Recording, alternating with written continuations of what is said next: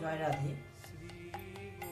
গুরুদেব বা গুরু সেবা, গুরু সেবা হলো একটা কঠিন বস্তু।